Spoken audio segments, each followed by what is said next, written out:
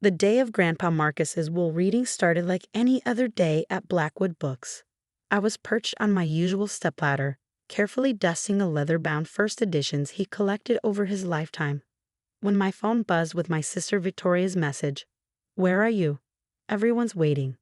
I glanced at the ancient grandfather clock in the corner, the one that hadn't kept proper time since the 1980s, and realized I was late for my own grandfather's will reading. Somehow that felt appropriate.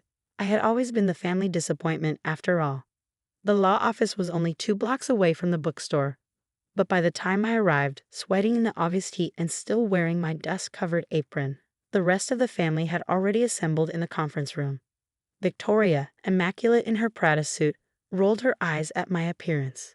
My brother James, fresh from his corner office at his investment firm, barely glanced up from his phone. "Nice of you to finally join us, Eleanor," my mother said, her voice dripping with familiar disappointment. "Though you might have taken the time to make yourself presentable." I brushed some dust off my sleeve and took the last empty seat. Mr. Harrison, Grandpa's lawyer for the past 40 years, cleared his throat and adjusted his wire-rimmed glasses. "Now that we're all here," he began, pulling out a thick envelope, "we can proceed with the reading of Marcus Blackwood's last will and testament." I tried to pay attention as Mr. Harrison detailed the distribution of my grandfather's considerable estate. The family's summer house in Martha's Vineyard went to my mother. The investment portfolio, worth several million, was split between Victoria and James. The vintage car collection went to my Uncle George. With each bequest, my siblings' smiles grew wider, while my mother's perfect posture became even more rigid with satisfaction. I sat there wondering why I'd even been called to the reading. Everyone knew Grandpa Marcus had been wealthy. He'd built a successful investment firm before retiring to run his beloved bookstore. But I'd never expected to inherit anything. I'd been the only one who'd shown any interest in the bookstore, spending every afternoon there since I was old enough to read. But surely that wasn't enough to warrant a share in his fortune. And finally, Mr. Harrison said, adjusting his glasses again, to my granddaughter Eleanor, who alone understood the true value of stories, "I leave Blackwood Books, including the building and all its contents." The silence that followed lasted exactly 3 seconds before Victoria burst out laughing. "The bookstore," she managed between giggles. "That dusty old shop that hasn't turned a profit in 20 years. "Oh, that's perfect." James joined in her laughter. "Well, at least it suits her. Els always had her head stuck in those worthless old books anyway." I sat there, my face burning, as Mr. Harrison continued reading the details. The bookstore came with a small apartment above it, Grandpa's old living space, and a modest maintenance fund. It wasn't nothing, but compared to what my siblings had received, it might as well have been. "There's one additional stipulation," Mr. Harrison added, peering at me over his glasses. "The property cannot be sold for at least 1 year from the date of inheritance, or all assets will be forfeited to charity." "Not that anyone would want to buy that money pit anyway," Victoria muttered. After the reading, I slipped out before anyone could offer their condolences or, more likely, their barely concealed amusement. I walked slowly back to the bookstore, my bookstore now, letting the reality sink in. Blackwood Books had been a fixture on Main Street for over 50 years. The 3-story Victorian building, with its faded brick facade and wrought iron details, looked like something out of a Gothic novel. The large display windows were always slightly dusty despite my best efforts, and the gold leaf lettering on the glass was beginning to peel. I unlocked the heavy oak door, breathing in the familiar scent of old books and leather, furniture polish, and history. The store was exactly as Grandpa had designed it decades ago. Towering wooden shelves stretched from floor to ceiling, connected by rolling ladders that allowed access to the highest spots. Oriental rugs in deep reds and blues covered the creaking hardwood floors, and reading nooks with worn leather armchairs were scattered throughout. It wasn't a failing business, not really. We had our regular customers, mostly academics and collectors, and the rare book restoration workshop in the basement brought in steady, if modest, income. But it wasn't the multi-million-dollar enterprise my siblings were used to dealing with. I made my way through the store, touching the spines of books as I passed. This had been my sanctuary since I was a child, the place where I'd hidden from my mother's disappointment and my siblings' mockery. While they were earning business degrees and making connections, I was learning the art of book restoration and memorizing first edition points.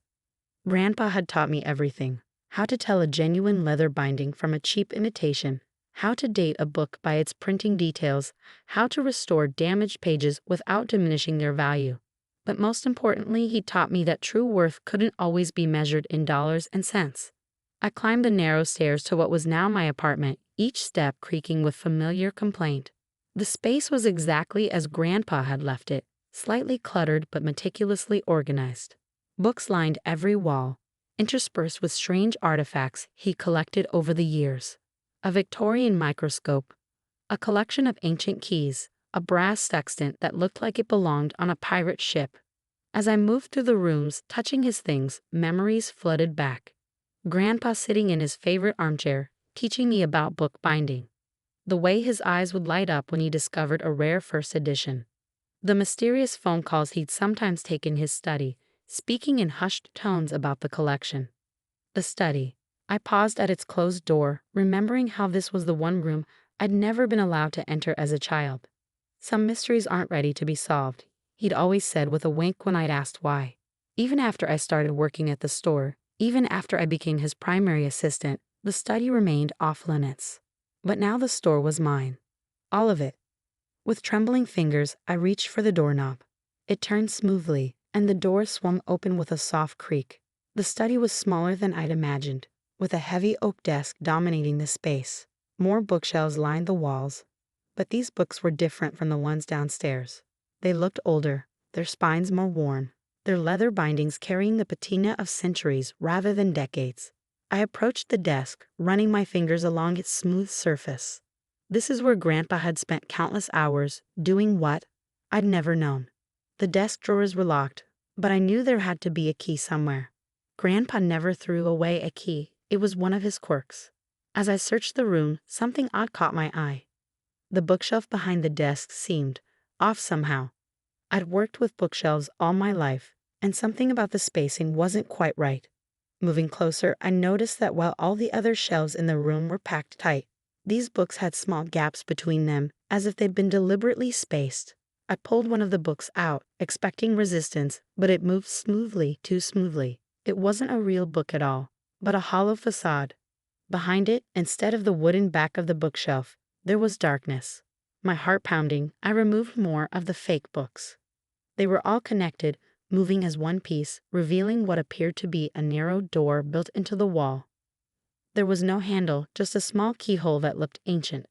I sat back in Grandpa's desk chair, my mind racing. A secret door. A hidden room. Suddenly, all those mysterious phone calls, all those times he'd disappeared into his study for hours, they took on a new meaning. What had my grandfather been hiding all these years? And more importantly, why had he left it to me? I spent the next hour searching the study for the key, but found nothing. As the sun began to set, casting long shadows through the dusty windows, I finally gave up for the day.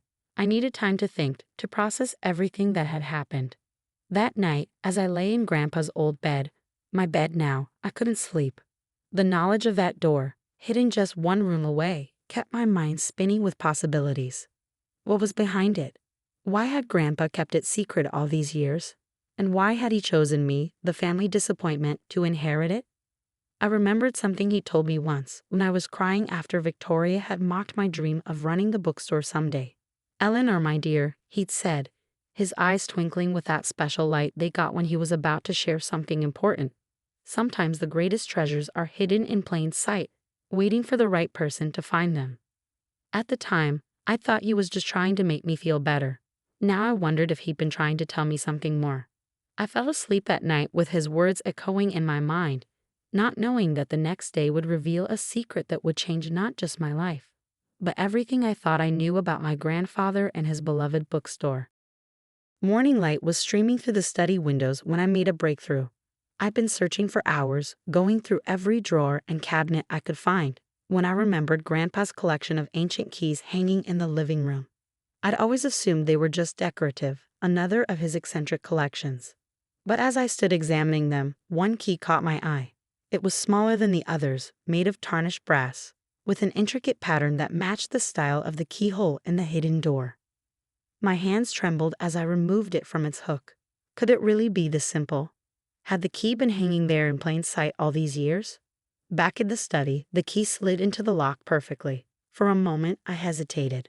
Whatever was behind this door, Grandpa had kept it secret for decades. Was I ready to discover why? Taking a deep breath, I turned the key. There was a soft click, and the door swung inward silently, revealing a narrow staircase descending into darkness. I grabbed my phone for light and started down the stairs. They were solid stone, worn smooth in the middle from years of use. The air grew cooler as I descended, and I could smell the distinct scent of old paper and leather. The staircase ended in another door, this one made of heavy steel with a modern keypad lock. On the wall beside it was a small plaque with an engraved riddle. First comes the year when stories began, then the number of mysteries solved by one man, finally add the days it took to create, and behind this door, your fortune awaits. I smiled, recognizing Grandpa's love of puzzles. The first part was easy, 1455, the year Gutenberg printed his first Bible, marking the birth of the modern book. The second had to refer to Sherlock Holmes, who solved 60 cases in Arthur Conan Doyle's original stories. And the last part, 7 days from the Bible's creation story. I punched in 1,455,607. The lock clicked open. What I found inside took my breath away. The room was massive, stretching under the entire building, with climate-controlled glass cases lining every wall. Inside them were books, but not just any books. These were treasures, the kinds of volumes I'd only read about in auction catalogs. A first edition of Shakespeare's First Folio. A pristine copy of the Gutenberg Bible. Original manuscripts from authors like Jane Austen, Charles Dickens, and Mark Twain, each one worth millions. On a desk in the center of the room lay a letter, sealed with Grandpa's distinctive wax seal. My name was written on the envelope in his elegant handwriting. My dearest Eleanor, if you're reading this, you've solved the puzzle and found my true legacy. What you see around you is the result of 60 years of collecting, preserving, and protecting some of the world's most precious literary treasures. The bookstore above was never meant to make money. It was a cover, a way to hide what lay beneath. While others saw a failing business, I saw the perfect guardian for these priceless works. I chose you to inherit this collection because you understand something your siblings never could. That true value isn't always visible on the surface. You saw the magic in books, not just their price tags. You understood why preservation matters.